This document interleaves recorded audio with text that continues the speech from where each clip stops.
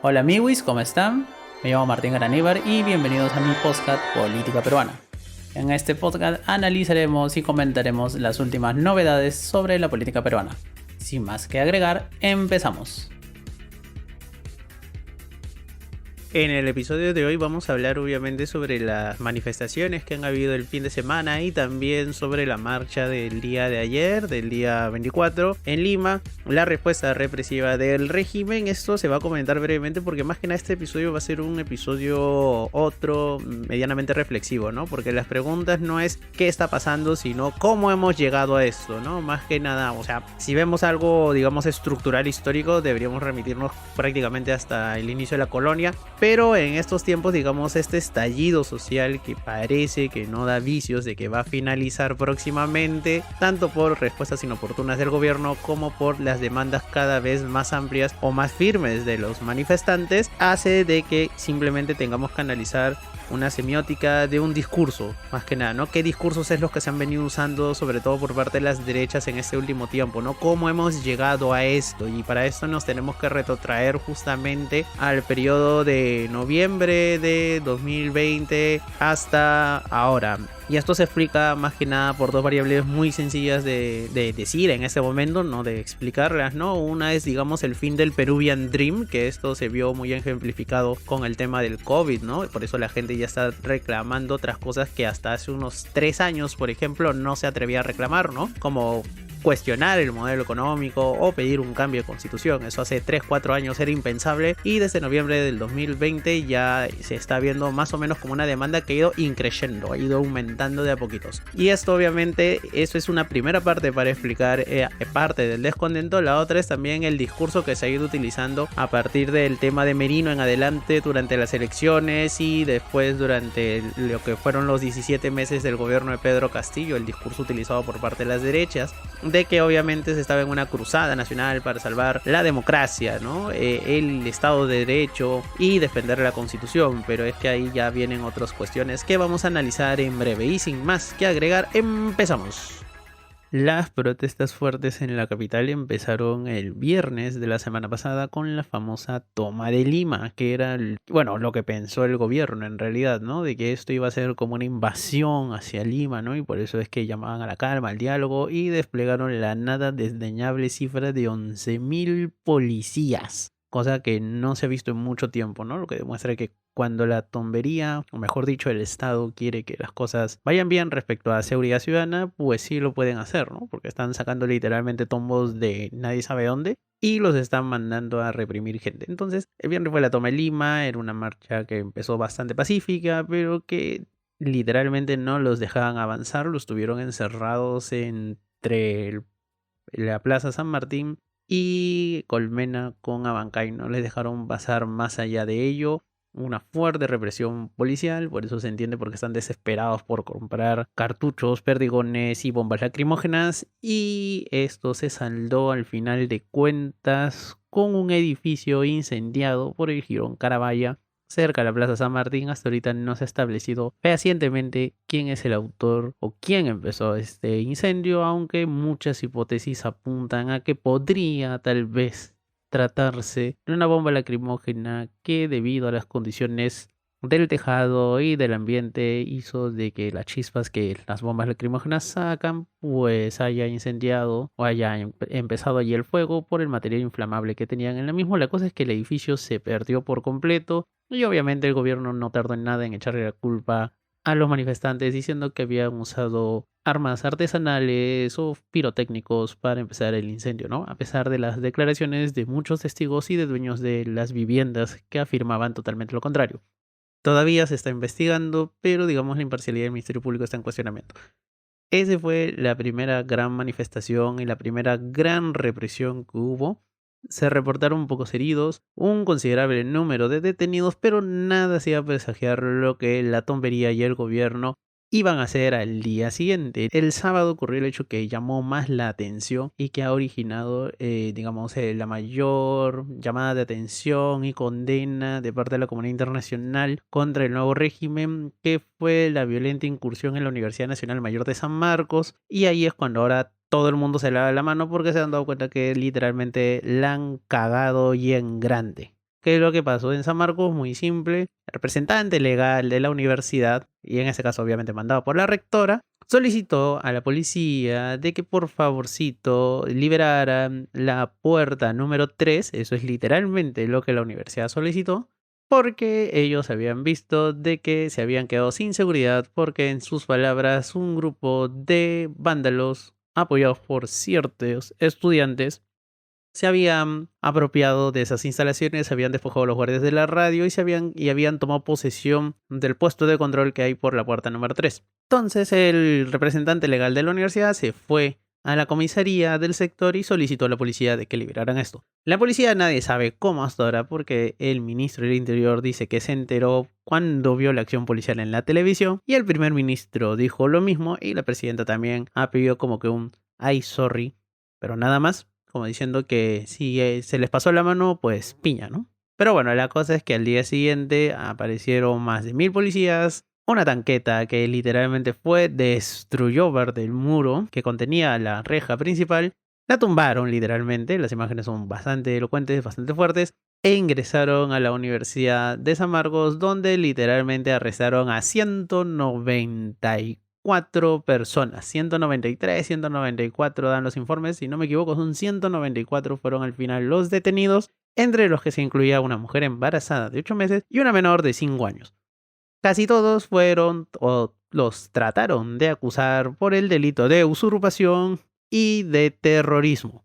Lo más llamativo de esta intervención no fue el grado, digamos, de intervención policial, el nivel de violencia ejercido. Hay imágenes muy fuertes. Ingresaron a la residencia universitaria, tumbaron puertas, destrozaron mobiliario. En teoría, la policía entró ahí a San Marcos para resguardar la seguridad e integridad de los bienes de la universidad y al final terminó destruyéndolos, ¿no? Gran labor de inteligencia de la PNP.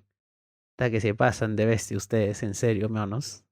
Y muchos residentes grabaron la intervención policial y lo más curioso fue las, digamos, excusas que daban los policías para intervenir la residencia, que es algo que hasta la misma rectora, que ya se dio cuenta que la cagó en grande y se está tratando de lavar más las manos, dijo que no había solicitado en su momento, ¿no?, la intervención de la residencia universitaria. La cosa es que al final a los residentes lo dejaron en paz y llevaron a las personas que habían llegado del sur del país, que sí, algunos estaban alojados cerca de la residencia, entonces se llevaron a estas 194 personas. Y lo más curioso fue que durante la intervención, que duró varias horas, no se permitió el acceso ni de congresistas, porque fueron 6 congresistas de la República, a salvaguardar o ver que los detenidos estuvieran siendo tratados de forma correcta. Tampoco hubo presencia del Ministerio Público, o sea, en la tombería ni siquiera le informó al Ministerio Público, que es raro, porque generalmente están ahí, son muy mugre, ¿no? O sea, son cómplices los dos ahí en varias huevadas que están pasando, en varias pendejadas que están pasando ahora último durante la vigencia de este nuevo régimen. Y tampoco, y esto fue lo más preocupante, se le permitió el ingreso a abogados defensores, ¿no? Simplemente tenían la orden de que nadie entra y nadie entró, ni congresistas, ni Ministerio Público, ni abogados defensores, a pesar de que al poco rato llegaron aproximadamente un contingente de 50 abogados a tratar de, obviamente, velar por el correcto cumplimiento y también a supervisar las diligencias que estaba realizando la Policía Nacional. Y obviamente no se pudo, ¿no? Es más, cuando después los trasladan a 2 sedes policiales, a la de Irandro y a la de Ircote, tampoco se les permitió el ingreso de los abogados hasta altas horas de ese día sábado. Y no fueron liberados 193 personas, porque al final uno quedó detenido, pero durante un poquito más de 24 horas. Porque al final a todas esas personas no les encontraron nada y en teoría los siguen investigando, pero los han dejado toditos en libertad. Había un chico que era un residente de la Facultad de Filosofía, pero a él se lo habían llevado por un delito de que estaba requisitoriado anteriormente. Pero al final también lo soltaron porque lo querían acusar otra vez a ese man de terrorismo, que es un clásico estigma que sufren muchos alumnos y egresados de la Universidad Nacional Mayor de San Marcos. Muchos sanmarquinos son estigmatizados como terroristas.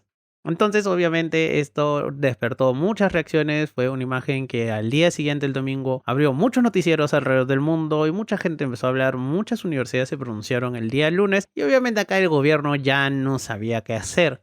Porque generalmente cuando salen este tipo de informaciones, lo que hace la Cancillería, que no es que los diplomáticos sean malos, sino que es su chamba, porque literalmente ellos tienen que hacer caso al huevón de turno que esté como jefe de Estado o ministro de Relaciones Exteriores.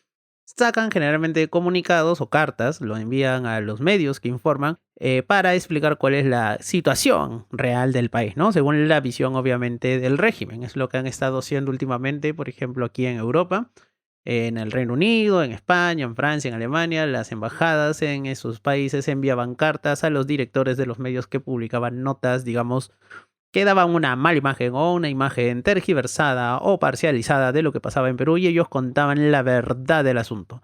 Pero ahora esto era tan rochoso que no se han atrevido a hacerlo. La única que más o menos como que se fue en Yara ha sido la ministra de Relaciones Exteriores el día de ayer, el 24, en la cumbre del CELAC que se celebra en Buenos Aires, que se fue con su rollo de que algunos gobiernos tenían un sesgo ideológico y que no estaban allí para defender la democracia, que es un gran argumentario del régimen. El día de ayer también se realizó una marcha porque justamente este abuso de autoridad que cometió la BNP al vulnerar casi todos los derechos fundamentales que están garantizados en la Constitución que el régimen dice defender, pues originó que los universitarios reaccionaran, obviamente, como era de esperar, y ayer, desde el 7 de diciembre, desde lo que va de todo este periodo de crisis actual, se realizó la marcha más grande en Lima y también la que tuvo el mayor nivel de represión. Literalmente a los manes los estuvieron acosando desde tempranito porque ellos anunciaron una marcha a las 3 y a las 4:30 ya los estaban gaseando. O sea, generalmente antes esperaban un poco más, los hacían como a las 6, 7 de la tarde, por ahí, ¿no? Pero ahora no, de frente los empezaron a gasear. Mataron un perrito los policías, justamente porque cuando estaban interviniendo una persona moliéndolo a golpes, el perrito salió a defender a su dueño y la tontería no tuvo mejor idea que matar al pobre perrito, ¿no? Aunque después salió otra información diciendo de que el perrito estaba vivo y de que la policía lo estaba tratando de ayudar, pero bien curioso, porque hay muchas imágenes que muestran cómo al pobre perrito también le dispara, pobrecito. El punto es que han habido 7 heridos, 2 de ellos muy graves, todos fueron trasladados a Loaiza. Hay un parte del MINSA que informa sobre ello. Y también esta vez la marcha, digamos, fue multitudinaria, sí, fue masiva, sí, fue un éxito, no, porque hay algunas cosas que están fallando en esa organización. No hay una ruta centralizada, simplemente tienen un punto, digamos, inicial, después los grupos se van dispersando cada uno y con ello la policía la tiene más fácil a la hora de reprimir y reducirlos. Los redujeron más o menos a la altura del Jirón Lampa, ¿no? Cuando querían subir para Parque Universitario, o sea, estaban Colmena con Lampa, Puno con Lampa, después en Moquegua también, a la altura de Lampa, Emancipación también, a la altura de Lampa por el metro que está ahí en Emancipación, ahí también los estaban reprimiendo fuerte. La idea era de que muchos grupos trataron de llegar hasta Bancay para de ahí enrumbrar al Congreso, pero ahora no pasa. Literalmente el Jirón Lampa se ha vuelto como que un punto inflexible en la represión policial. Los han reprimido allí, los han reprimido en la Plaza San Martín, también los han reprimido por el Paseo de los Héroes Navales, por el Parque de la Exposición, por donde está el Museo Italiano, también por donde está el Museo Mali. Eso más o menos es Grau con Wilson, por allí, también en Grau, en la Avenida España con Wilson, por el Centro Cívico también. Entonces los tiene muy dispersos, obviamente eso facilita la labor represiva de la PNP y están haciendo uso y abuso de perdigones y de gases lacrimógenos. Han estado literalmente gaseando donde han podido. Hay imágenes de gases lacrimógenos que han entrado inclusive en departamentos, en pisos más o menos altos, porque la policía está disparando a diestra y siniestra. También gasearon dentro de un autobús la policía. También gasaron dentro, o los alrededores de la Clínica Internacional, la que está cerca de Wilson con España. También gasearon por el centro cívico y un montón de negocios tuvieron que cerrar, más que por la acción de los manifestantes, por efecto de los gases, porque obviamente a nadie le gusta ser gaseado. Y esto ya nos lleva a la gran pregunta del momento, ¿no? ¿Cómo hemos llegado a esto? ¿Qué es lo que ha pasado, no? Como le dije, se iba a analizar más que nada cómo ha sido el tema del discurso durante este último tiempo, ¿no? Durante estos 2 últimos años. Y el discurso ha estado haciendo mucho énfasis en defensa a ultranza del modelo, lo que las derechas consideran el modelo. Ello lleva compaginado la defensa férrea de la Constitución y la defensa de lo que ellos llaman el modelo democrático, ¿no? O la tradición democrática, la tradición republicana constitucional, ¿no? Que de tradición republicana y constitucional en realidad en la historia republicana, por lo menos, de estos 200 años, es poquita, porque la mayoría de los regímenes que hemos tenido durante lo largo y ancho de la República, o de la historia republicana, mejor dicho, han sido dictaduras, ¿no? De hecho, este último periodo que se podría decir formalmente empieza desde la transición de Paniagua en noviembre del 2020 hasta ahora, se podría decir, es el periodo democrático más largo que ha tenido el Perú durante su historia republicana. Y aquí es importante analizar el discurso, ¿no? ¿Qué es lo que se va, ¿no? Este es como casi una batalla, una cruzada, se podría decir, por parte de estos grupos contra lo que ellos denominan la izquierda, el globalismo y el terrorismo. Entonces ellos ven que esto es un resurgimiento del terrorismo. Recordemos que para estos grupos todo lo que sea izquierda es sinónimo de terrorista. Ellos no hacen matices ni diferencian de que dentro, digamos, o a la izquierda de lo que ellos piensan hay una heterogeneidad de grupos o pensamientos diferentes. Para ellos no, todo es exactamente igual. O sea, un marxista, un socialista, un maoísta, un estalinista, un socialdemócrata, hasta un demócrata cristiano, que eso ya es más centro derecha, pero por así decirlo, o los morados, que se autodenominan centro republicano, que son un mix entre socialdemócratas y demócratas cristianos, pero en fin, podríamos para este ejemplo práctico considerarlos dentro de las izquierdas por poquito, pero para esta gente, digamos, de las derechas peruanas, todos ellos son zurdos y solamente hay dos categorías, o son caviares o son terroristas. Pero para muchos de ellos, los caviares y los terroristas son la misma huevada, porque al final lo único que buscan es destruir al país, hacernos pobres y implantar el socialismo, comunismo, chavismo o todo lo que ellos crean, sus grandes miedos y temores, ¿no? Entonces, como esta gente no diferencia qué se hizo durante la campaña, ¿no? Por ejemplo, a Verónica Mendoza la terruquearon un culo, y cuando el terruqueo contra Verónica Mendoza funcionó, pues empezaron la campaña del terruqueo contra Castillo. Para la primera vuelta, el terruqueo contra Castillo fue obviamente muy tarde, porque la mayoría de encuestas midió, digamos, el crecimiento de Castillo ya cuando era literalmente exponencial ya, muy tarde. Porque recuerden, Castillo pasa de nada, o sea, de 0,8, 0,6, o sea, al rubro de otros, después salió del rubro de otros cuando pasó del 2% de intención de votos, y de ahí fue creciendo progresivamente 2,4, 4,8 o 7, dependiendo de la encuesta. De ahí subió a 12, 14 y terminó en 18%, que fue su techo máximo que sacó durante la primera vuelta. Entonces, cuando la gente ya se dio cuenta de que había un man que venía en el último tramo de la carrera corriendo como un condenado, pues nadie se dio cuenta, porque la mayoría, digamos, de estas derechas estaba enfocado en Verónica Mendoza, que ya hace muchísimo tiempo estuvo ella estancada entre un 8 y un 10%, dependiendo de la encuesta que vean, y de allí no pasó. De hecho, Castillo le empieza a robar primero votos a Lescano y después a Verónica Mendoza, porque esos dos manes al final bajaron.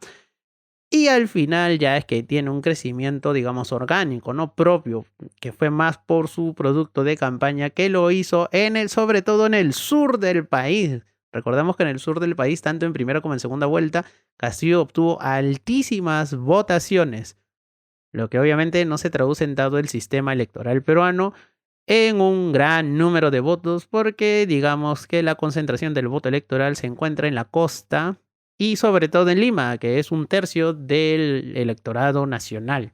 O sea, un tercio del censo electoral vive en la región de Lima Metropolitana y Callao. Por lo que generalmente el candidato que gana en Lima pasa a la segunda vuelta, pero no necesariamente el candidato que gana en Lima gana las elecciones, y eso lo han demostrado por lo menos las 3 últimas elecciones presidenciales, donde Lima también decide quién pasa a segunda vuelta, pero Lima no decide quién gobierna. Y eso también fue lo que pasó en las últimas elecciones. Entonces, este discurso del terruqueo de arma, de terror, de analizar al terror, Se utilizó mucho en el 2011, se utilizó muchísimo en el 2016, pero ya llegó a niveles insospechados en 2021. Y eso es algo que creo aquí todo el mundo lo recuerda. Bueno, si son extranjeros y no saben más o menos bien del Perú, pues fue una campaña de terruqueo. De hecho, tengo un podcast también que explico más o menos qué es el terruqueo. Pero se podría decir simplemente que es un término muy propio, muy peruano, por así decirlo. No existe ni siquiera una definición en la RAE. Terruqueo viene de la palabra terruco, que es digamos, un término que la cultura popular utilizó para terroristas. Derivó en terruco y de ahí sale el término terruquear. Entonces, las derechas utilizan el término o catalogan a cualquier enemigo político o ideológico como terrorista, obviamente, para uno deslegitimizar sus demandas, invisibilizar sus opciones y tercero, eliminarlo del sistema político legal porque al ser catalogado de terrorista ya no es considerado un ciudadano de pleno derecho, sino un enemigo al cual todas las herramientas del Estado están legitimadas y facultadas para combatirlo. Por eso es que siempre utilizan el término o siempre utilizan el terruqueo. Y durante muchísimo tiempo, como decía, ese término funcionó bastante bien, pero ¿qué es lo que pasó? ¿Cuál es el gran punto de quiebre, no? Yo decía noviembre del 2020, ¿por qué? Porque esto ya es, digamos, la cristalización, el tema de Merino fue la cristalización de la destrucción del Peruvian Dream.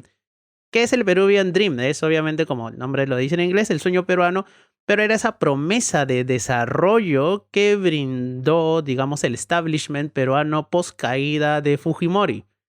Desde el 2000, con Alejandro Toledo y gobiernos posteriores, independientemente del color político que tuvieran, pues se había, digamos, esta creencia popular de que con trabajo y esfuerzo podría salir adelante. Y de hecho se cumplió durante un buen tiempo. Perú tuvo durante muchísimo tiempo una de las tasas de crecimiento económico más alto de toda la región. Sus ministros de economía fueron catalogados como los mejores en gestión. La pobreza se redujo notablemente y la extrema pobreza también se redujo. Y esto se debió a dos factores. Uno, el precio de los commodities. Recordemos que Perú es un gran exportador de commodities. Subió durante muchísimo tiempo y en el boom de los commodities, de las materias primas, pues Perú aprovechó todo ese ingreso extra que tuvo para obviamente tener la billetera llena y las cuentas bancarias también llenas, y con eso hubo dos cosas, ¿no? Hubo más gasto o inversión pública, pero también hubo más corrupción, porque es un clásico en el Perú. Esto ya es algo endémico en nuestra historia.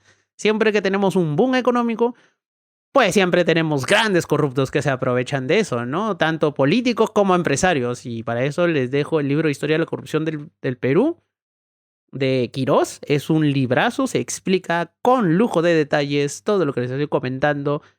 Y eso debería ser lectura obligatoria en colegio, creo yo, ¿no? Debería haber un curso nada más de Historia de la Corrupción del Perú.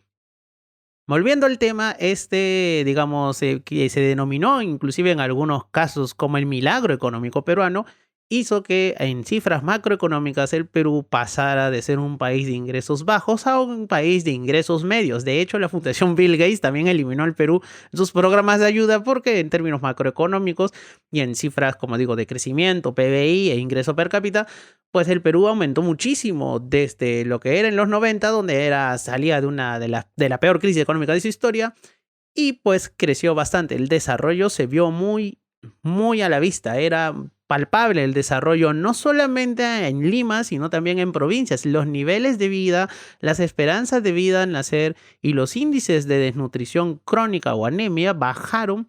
O sea, los esperanzas de vida y los índices de desarrollo humano crecieron mucho y la desnutrición y la anemia bajaron notablemente. También los índices de analfabetismo bajaron considerablemente.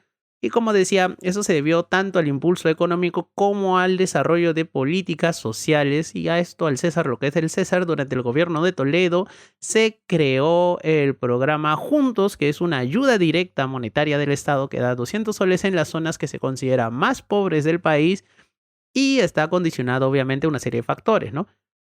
Tiene una serie de condiciones o requisitos. Que, por ejemplo, los beneficiarios, las familias beneficiarias, quien cobre sea la mujer, porque en Perú el hombre se lo bebe en trago, es la que administra, la mujer es la única que cobra, que los hijos vayan al colegio, eso es un requisito indispensable para cobrar el programa Juntos, y también que asistan a las campañas de salud que se desarrollan en las regiones del país. de vacunación, etcétera, etcétera. Entonces, este tipo de políticas sociales que durante Toledo se iniciaron y se ampliaron notablemente en la época de Humala, pues hicieron de que, digamos, hubiera un notable desarrollo económico, y por eso es como que mencionaba que estas cosas del modelo, que es lo que se demanda ahora, o sea, muchos manifestantes, recordemos, las grandes demandas que hay ahora son renuncia de Dina Boluarte, adelanto electoral, y eso implica que se larguen todos, y asamblea constituyente. Muchas encuestas están revelando que la asamblea constituyente ahora, o por lo menos la consulta, un referéndum, a ver si se debería convocar una asamblea constituyente, es una idea que ya está ahí, o sea, que ya está. Y mucha gente quiere cambiar muchos temas de la política económica. ¿Y por qué siempre digo de que el COVID fue un antes y un después? El quiebre del Peruvian Dream fue durante el COVID, porque obviamente este desarrollo era un desarrollo basado en lo que PPK, cuando fue ministro de Economía en la época de Toledo, denominó la política del chorreo. ¿Y esto qué quiere decir? La política macroeconómica del Perú y el grado de inversión directa, extranjera directa, que estaba más que nada enfocado en aspectos extractivos, hizo de que la clase alta o la clase dirigente pues se forrara de dinero, y eventualmente ellos, que digamos eran los que recibían la mayoría de los beneficios del desarrollo, eventualmente tendrían más capacidad adquisitiva y demandarían más servicios, por lo que habría una mayor demanda, y al haber una mayor demanda se tendría que generar una mayor oferta para satisfacer esa demanda, y eso generaría un círculo vicioso que activaría toda la economía. Y durante un buen tiempo eso funcionó.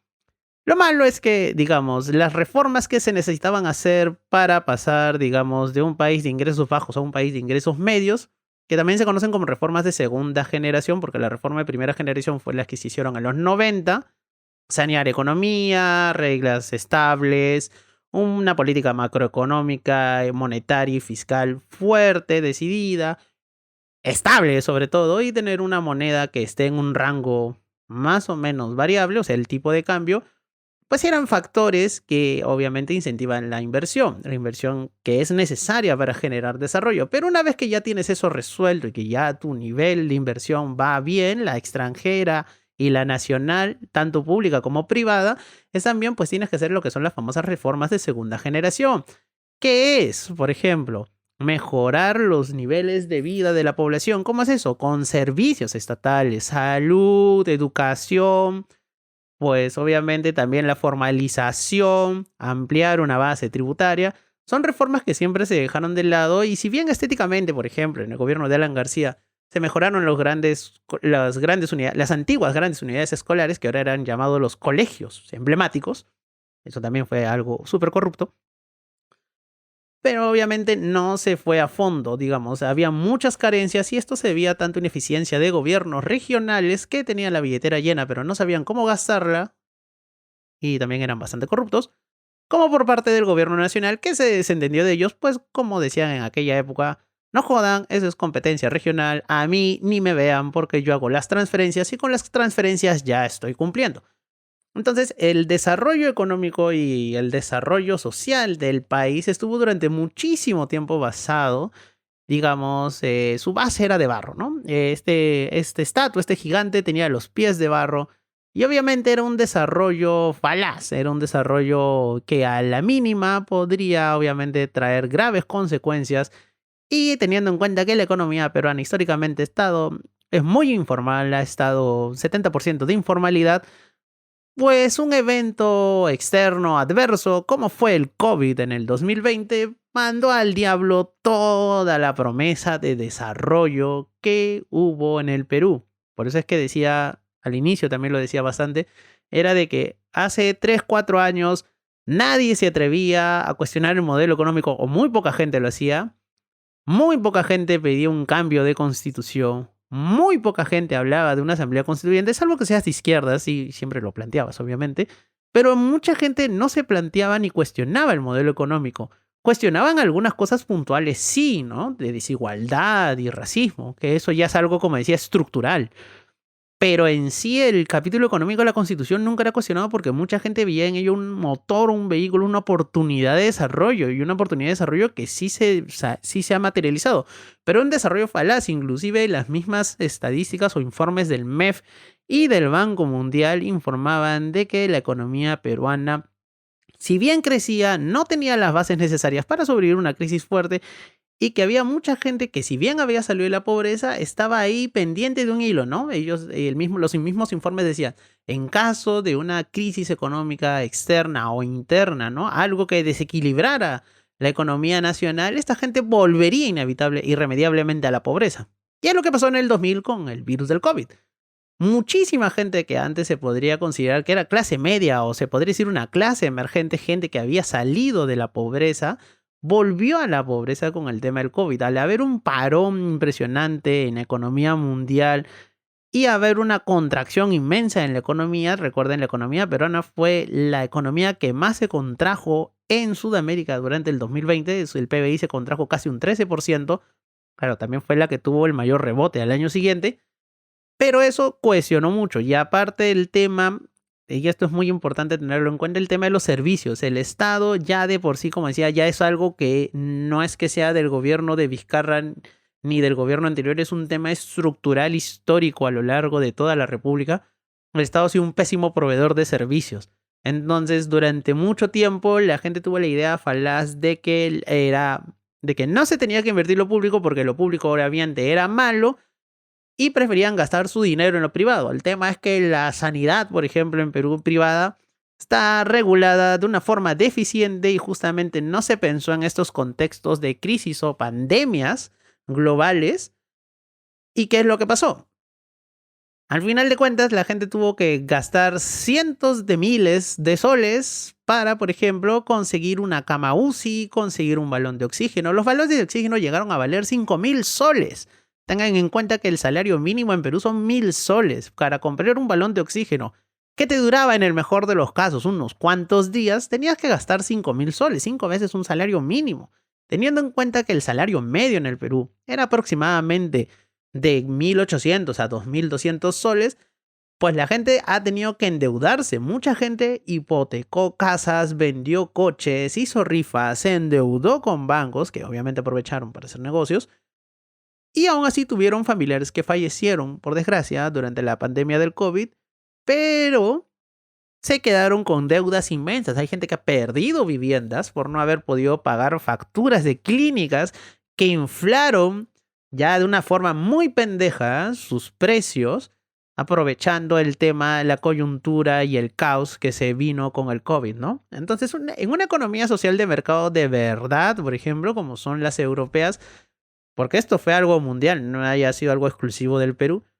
Pero, por ejemplo, cuando el sistema sanitario, cuando la infraestructura sanitaria pública, los hospitales públicos colapsaban por enfermos, en muchos países europeos, por ejemplo Italia, España, Francia, Alemania, que tienen economías sociales de mercado de verdad, pues ¿qué se hizo? Se obligó a los privados a que cedan infraestructura y personal al sistema público para combatir una pandemia, porque obviamente esto de la pandemia no es que algo que ocurra todos los días, es algo excepcional, generalmente ocurre una vez cada 100 años, y pues aquí en Europa, ¿qué pasó? Pasó eso, pues obviamente, ¿no?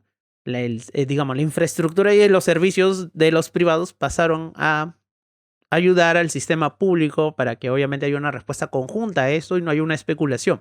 En Perú no pasó esto, en Perú técnicamente había una ley, la Ley General de Salud, permitía esto, pero el presidente de aquel entonces, Martín Vizcarra, pues nunca se atrevió a usar esa ley y simplemente todo ese mercado fue bastante especulativo. De hecho, salieron muchísimos reportajes y es por eso que no nos debe de sorprender que casi una quinta parte de la población en Perú se haya tragado el flor de Pedro Castillo en primera vuelta de no más pobres en un país de ricos.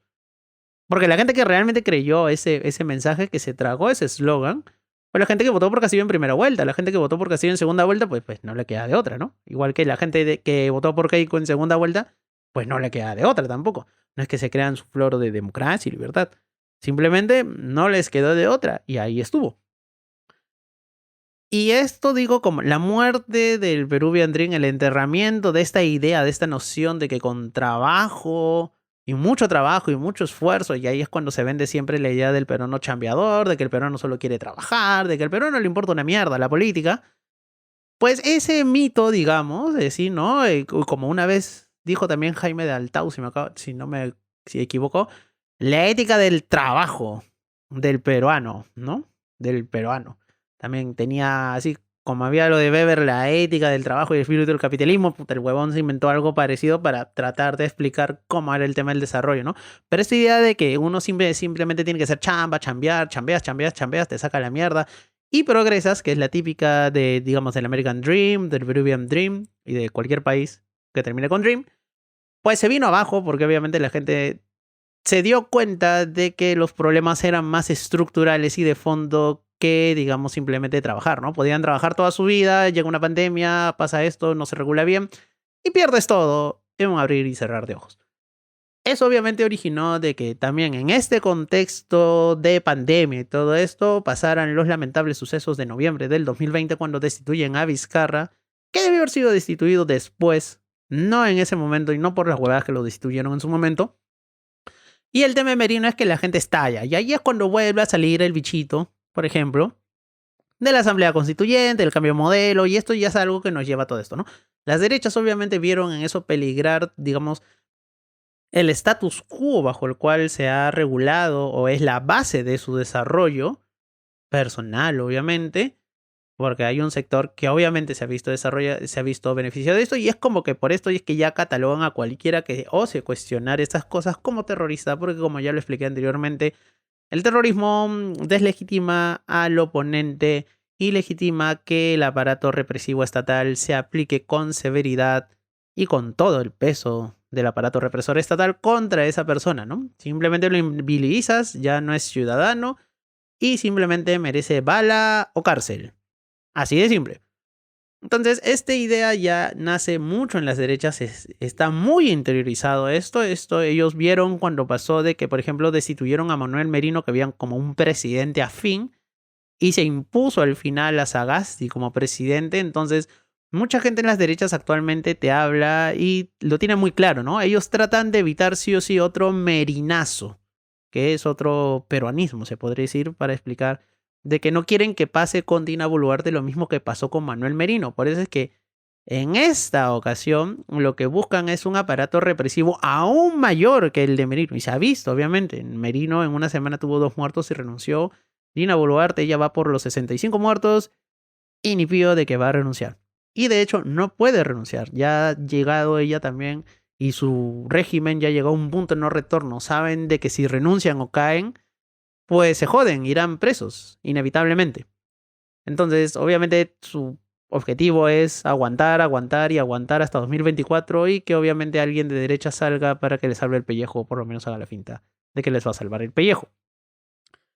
Y el punto es ese. Entonces, por eso mucho del discurso de la derecha tiene este componente ideológico muy fuerte, es fortísimo, ya es un discurso prácticamente tribu, ¿no? Donde tú piensas igual que yo, entonces tú eres alguien, 1, que defiende la paz, 2, que defiende la democracia, 3, que defiende la constitución y 4, que defiende el progreso, desarrollo, ¿no? El tema económico. Entonces, política y economía aquí van de la mano y este pensamiento está muy arraigado en muchas derechas y lo que se trata de evitar, como decía hace un momento a toda costa, es un merinazo, o sea, que vuelva a pasar lo de Merino, que depongan a un presidente que, hay que decir la verdad, es por sucesión constitucional, eso es verdad, pero que ahorita ya carece de legitimidad total prácticamente, ¿no? Entonces ellos están tratando de que, digamos, las izquierdas, ¿no? Los caviares, los comunistas, los terroristas vuelvan a imponerles otro candidato porque sienten de que ya le han robado, de que esta sería la tercera vez que les roban. ¿Por qué es la tercera vez que les roban? La primera fue con Merino, o sea, con Sagasti, cuando sacaron a Merino, pusieron a Sagasti. La segunda es con el tema del fraude, porque esta gente hasta ahorita se cree que hubo un fraude. En las elecciones del 2021 les robaron la elección, o sea, Keiko debería ser la presidenta y con esto el Perú estaría en paz y desarrollo y no en el caos que está ahorita. Yo creo que sería peor, pero en fin. Y por eso tratan de evitar la tercera, ¿no? De que caiga Dina Boluarte, de que obliguen a la mesa directiva a renunciar y se que cojan, no sé. O sea, cuando he hablado con muchos amigos de derechas así bien rayados, siempre tienen miedo, ¿no? De mí dicen, no, pero por Pablo, que le están proponiendo los morados, que ella va a ser presidenta. Entonces ellos están con ese temor, ¿no? De que por Pablo, Susel Paredes, porque Susel Paredes ni cagando, pues va a salir, o sea, no seamos ilusos, ¿no? Entonces, obviamente nadie del Partido Morado va a salir porque quien escogería el nuevo presidente en el eventual caso de que renuncie Dina Boluarte sería el mismo Congreso, pues, puta. Entonces, ni cagando van a escoger a alguien del Partido Morado. Pues eso nada que ver, pues, Flor Pablo, no, nada que ver, pues, puta. En Málaga tiene más chance de salir porque ese huevón anda aliado con las derechas, pues. Pero, o sea, no se puede, ¿no? Es muy difícil, además, predecir ahora quién podría ser presidente del Congreso, ¿no? En política peruana es tan impredecible que no podemos decir a ciencia cierta quién va a ser ahora el presidente del Congreso. Pero lo que sí sabemos, y era lo importante que quería decir, era esta parte del discurso, ¿no? De las derechas. Por eso ellos insisten mucho en que Dina es una presidenta constitucional, que sí lo es, nos vela, o no, sí lo es. Que ella tiene toda la legitimidad para gobernar. No, no, no, no. Tiene la legalidad, no la legitimidad. Que son dos cosas totalmente diferentes. Y número 3, que es, se debe de combatir con los terroristas porque ahorita estamos en guerra. Y por eso siempre buscan un chivo expiatorio, ¿no? Los subprefectos, que después fue Sendero, que después la minería ilegal, que después fue el narcotráfico, que después fue Evo, que ahora son los ponchos rojos y mañana no sabremos quién será, ¿no? El responsable de la crisis, ¿no? Porque para el gobierno ellos no tienen nada que ver, simplemente ellos quieren paz, no escogieron esto y pues si la gente sale a manifestarse, qué chucha, les meto bala y si siguen jodiendo, les meteré más bala. Pero esta es parte del discurso, obviamente, que se maneja en las derechas. Es algo muy importante, es algo que tienes que ver cómo ha ido creciendo de a poco, ¿no? Que esto fue un discurso marginal y, claro, obviamente la radicalización de la política, del ambiente político nacional ha hecho de que más gente, digamos, que teóricamente eran de centro, pues acojan estas teorías y se vuelvan más intransigentes, ¿no? Entonces, mucha gente, por ejemplo, ahorita es muy intransigente con el tema de negociar, ¿no? No pueden aceptar que las Fuerzas Armadas están cometiendo excesos, ¿no? Ellos te dicen, no, no, pero si mira, a los otros les tiran piedra, ¿tú qué quieres que haga? ¿Me metan bala? Y te lo dicen así suave, ¿no? O sea, están justificando 65 muertes y uno les dice, what the fuck, ¿qué te pasa? ¿Te estás escuchando, mano? Y el otro te dice, no, no, pero ¿tú qué quieres? ¿Pero tú qué crees? ¿Que acaso en Estados Unidos serían eso? Y ese es otro problema, ¿no? El referente cultural que tenemos es Estados Unidos, ¿no? Donde cualquier huevada se resuelve con bala. Por eso los gringos están para el culo. Tienen miles de asesinatos por armas de fuego al año y nosotros, bueno, en esta protesta llevamos 65, ¿no? Sin un poquito más de 50 días del nuevo régimen. Pero el problema de fondo, como también mencionaba, esa parte del referente cultural es que ellos ya creen de que de verdad estamos en una guerra, ¿no? De que esta es una guerra entre los que quieren paz y desarrollo versus los que quieren el caos y la pobreza. Y el caos y la pobreza son cosa de caviares y terroristas o izquierdistas, ¿no? Porque para ellos es sinónimo. Y ellos, más bien, son los patriotas, son los que aman la paz y siempre te dicen, no, pero ¿por qué? Hablemos, dialoguemos, queremos paz, simplemente queremos trabajar. Y tú, mano, pero por lo menos puedes aceptar de que la has cagado, ¿no? Y tal vez así, tal vez, la gente tal vez acepte negociar contigo, ¿no? La presidenta dice, quiero tregua, y manda 500 militares a Puno. Quiero tregua, gasea medio Lima. Bueno, centro de Lima. Entonces, la gente no cree en estos discursos, obviamente, me refiero a los que se están manifestando, porque obviamente el gobierno puede decir muchas cosas bonitas, pero sus acciones distan mucho de las cosas bonitas que digan, ¿no? El aparato represivo cada vez es mayor y cada vez le resulta más difícil al régimen defenderse, pero es que el régimen actual y sus socios parlamentarios, que son las derechas más extremas en el parlamento, pues le han regalado esta narrativa, ¿no? Se la han comido entero, con papas fritas y todo, ¿no? O sea, se han comido toda la narrativa de las extremas derechas y obviamente ellos están también en una cruzada entre los que quieren paz y desarrollo versus los que quieren el caos, la anarquía y simplemente tienen intereses políticos en esto, ¿no? Entonces, para ellos, todos los que protestan, aunque ellos digan que no, que son simplemente una minoría, pero al final cuando le preguntas, oye, y el menor, los 5 menores de edad que fueron asesinados, no, también terrucos. Y el médico que fue asesinado y que era brigadista, no, también asesinado. Y el señor que había salido a ayudar a un herido y le metieron, no, ese también de ruco, ¿no? Entonces, la policía, eso sí, es muy represiva, pero a diferencia de actuaciones en provincias, se cuida bastante de usar armas que podrían originar algún muerto, ¿no? Saben que un muerto en Lima obviamente va a encender la pradera y luego, como digo, lo que tratan de evitar a toda costa es un verinazo. Y por eso es que también la policía ahora se hacen los cojudos y el gobierno y la rectora de San Marcos también se hacen los cojudos porque obviamente digamos, este aparato represivo lo que ha hecho es que de viernes a martes pues hayan duplicado prácticamente su acción, me refiero a la convocatoria, sí, por un hecho tan estúpido como la intervención de San Marcos, pero como vuelvo a repetir es que ellos han tragado toda la narrativa de derechas del que estamos en guerra, ¿no? Y por eso muchas derechas inclusive no contestan con la represión que hay ahora, pues exigen más cosas, ¿no? Ahí tienes algún congresista imbécil pidiendo que se declare la guerra a Bolivia y otro agarrando diciendo de que se debería declarar estado de excepción, estado de sitio de excepción, para que saquen directamente no a la policía, sino a los militares por todo el país y les metan bala a todos los terroristas, porque esa gente justificaría muertos, centenares de muertos, sin rechistar, o sea, sin que les tiemble un ojo ni nada, porque simplemente no tienen sangre en la cara y para ellos esta es una guerra, y en una guerra hay buenos, que son ellos, y hay malos, que son los que protestan, y los malos, que quieren obviamente el caos, el atraso y el subdesarrollo y la miseria para los peruanos, merecen morir. ¿Y por qué merecen morir? Porque no son ciudadanos. ¿Y por qué no son ciudadanos? Porque son terroristas. Y eso ya es un discurso que está muy en la psique de las derechas en Perú y es algo que, como dije, uno, deshumaniza al oponente y dos, al deshumanizarlo, al quitarle su humanidad al oponente, puede ser tratado con todo el peso del aparato represivo estatal.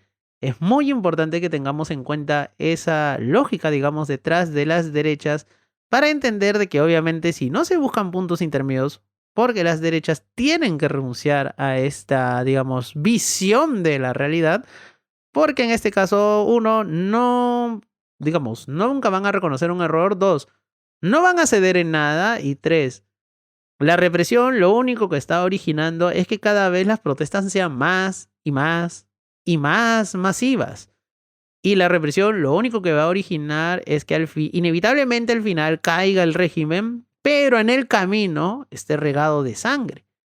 ¿Y qué va a pasar con esa gente al final? Toda esta sarta de imbéciles, porque no tienen otro nombre, que han promovido irresponsablemente esta narrativa, este discurso de odio, porque es un discurso de odio, simplemente hay que decir las cosas claras, es un discurso de odio, lo único que están contribuyendo es a incendiar la pradera. Yo no sé qué beneficios sacan esta gente con esto. Yo creo que ellos simplemente creen de que de verdad están en una cruzada mundial para salvar al Perú de las garras del comunismo, globalismo, izquierdismo, chavismo o el miedo que tengan. Y lo que están obviamente originando son muchos muertos y esta gente va a terminar presa.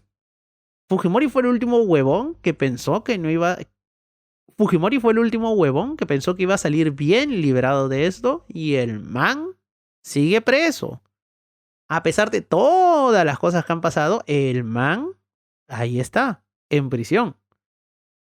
Por eso es que, como siempre digo en estos posts así que son bastante largos porque ya me voy para los 50 minutos, hay que pensar con cabeza fría, hay que ser reflexivo. Entonces, simplemente yo voy a terminar este podcast con una frase que obviamente muchos le atribuyen a Einstein, pero no es de Einstein. Y yo la escuché en una canción de The Hypes, que es algo así como The definition of madness is doing the same thing and expect a different result.